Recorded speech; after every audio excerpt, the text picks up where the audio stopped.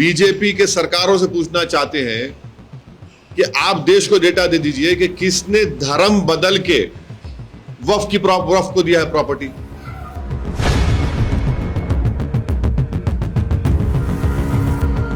अरे भाई, जो पार्टी टिकट नहीं देती मुसलमानों को, जिसके पास एक मुस्लिम एमपी नहीं है, वो मुस्लिम ऑफिसर को बनाएगी।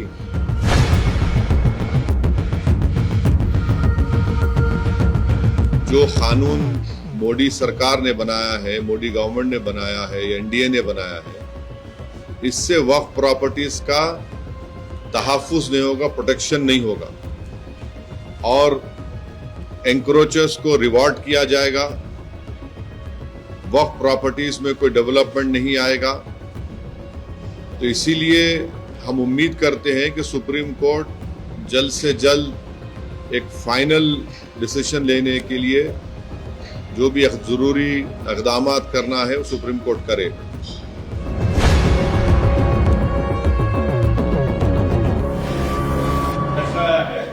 आपने कई ऑब्जेक्शन उठाए थे आप लोगों की तरफ से, कहीं ना कहीं कुछ मोटा-मोटी इसको एड्रेस किया गया, क्या आप मुतमईन हैं? देखिए, मेरा मानना यह है कि ये तो एक इंटरिम ऑर्डर आया है और हम तो ये चाहेंगे कि सुप्रीम कोर्ट जल्द से जल्द इसका एक फाइनल डिसीजन दे दे पूरा एक्ट के ऊपर और उसकी हियरिंग शुरू हो। मेरी राय में, मेरी पार्टी की राय में यह है कि ये जो इंटरिम ऑर्डर आया है, इससे जो कानून मोदी सरकार ने बनाया है, मोदी गवर्नमेंट ने बनाया है, एनडीए ने बनाया है, इससे वक्फ प्रॉपर्टीज का तहफ्फुज नहीं होगा, प्रोटेक्शन नहीं होगा और एंक्रोचर्स को रिवॉर्ड किया जाएगा।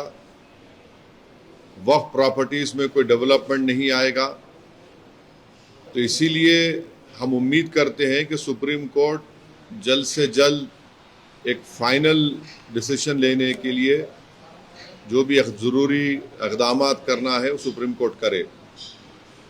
अब आप ये देखिए कि ऑनरेबल सुप्रीम कोर्ट ने ये कहा है कि 5 साल का जो एक्ट में था कि उसको 5 साल मुसलमानों ने दिखाना पड़ेगा, वो कंप्लीट स्टे नहीं है। ऑनरेबल सुप्रीम कोर्ट ने ये कहा है कि रूल्स को अगर फ्रेम कर देते हैं तो फिर वो लागू हो जाएगा, रूल्स बना देंगे। हमारा शुरू से बोलना यह है कि किसी भी धर्म में कोई भी शख्स अपने धर्म को या किसी और के धर्म को जब देता है तो यह कानून नहीं है। अब मिसाल के तौर पर अगर कोई मुसलमान हुआ है और वो किसी और धर्म को देना चाह रहा है तो उस पर कानून नहीं है। और भारत के संविधान में आर्टिकल 300 के तहत मेरी प्रॉपर्टी में किसी को दे सकता हूं।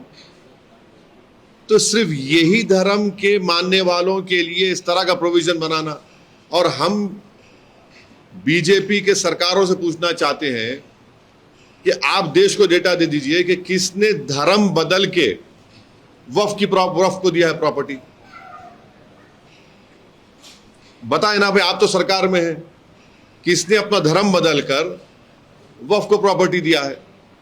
दूसरी बात यह है कि सुप्रीम कोर्ट ने कलेक्टर के ऊपर जो इंक्वायरी का था प्रोविजन, उसके ऊपर उन्होंने रोक लगाई है। अब ये देखना पड़ेगा, मगर वही कलेक्टर अब सर्वे करेगा। सर्वे का पावर तो कलेक्टर के पास है। आज की तारीख में वक्फ प्रॉपर्टीज का सर्वे यानी एक्ट बनने से पहले सर्वे कमिश्नर करता था, जो हायरार्की में कलेक्टर से सीनियर है, जो इंडिपेंडेंट है, मगर सर्वे तो कलेक्टर करेगा। सुप्रीम कोर्ट ने तो कह दिया कि जहां पे गवर्नमेंट प्रॉपर्टी है वहां पर आप नहीं कर सकेंगे। ठीक है। अब तीसरा उसमें यह है कि सुप्रीम कोर्ट ने एएसआई के ऊपर सेक्शन 3D की तारीख ये है कि जिस दिन लोकसभा में डिबेट हो रही थी उसी दिन स्पीकर साहब की इजाजत से सरकार ने उसको इंट्रोड्यूस किया 3D को।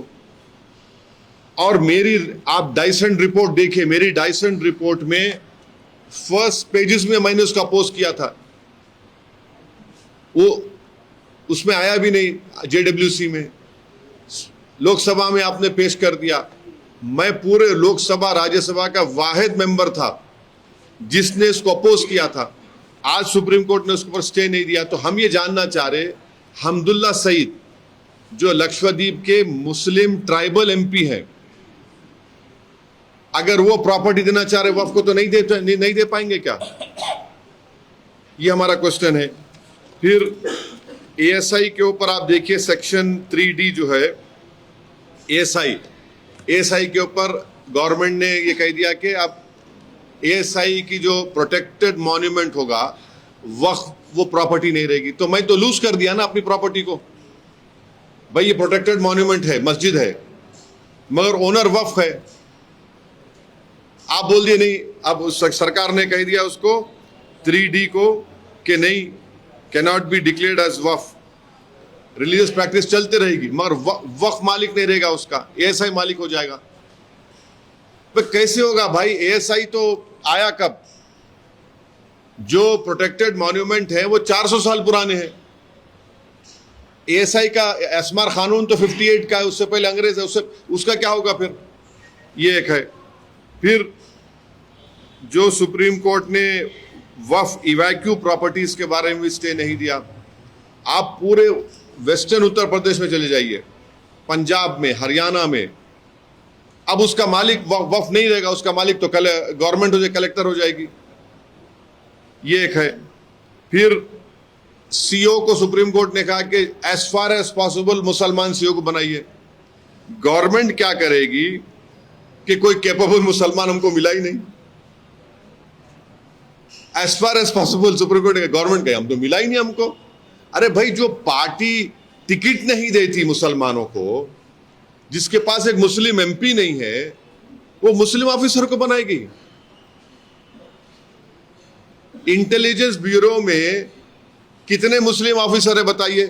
अब आप बोलेंगे देखिए सिक्योरिटी में बात कर रहे, मैं एग्जांपल देने के लिए कह रहा हूं। ये एक हो गया।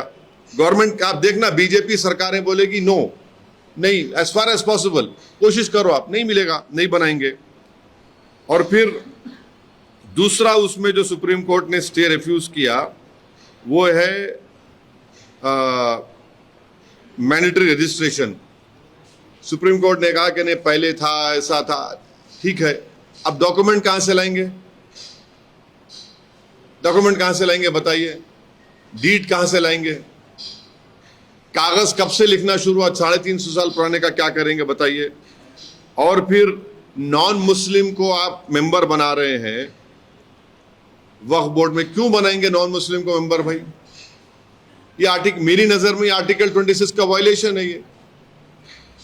तो क्या कल कोई जाएगा, जाकर कोर्ट से कहेगा कि सिख गुरुद्वारा प्रबंधक कमेटी में किसी गैर सिख को मेंबर बनाओ, तो सिखों पर क्या गुजरेगी? कई दूसरे हिंदू धर्म के स्थान हैं जहां पर सिर्फ मेंबर भी हिंदू होना चाहिए और ऑफिसर भी हिंदू होना चाहिए, फिर यहां पर ऐसा हो गया।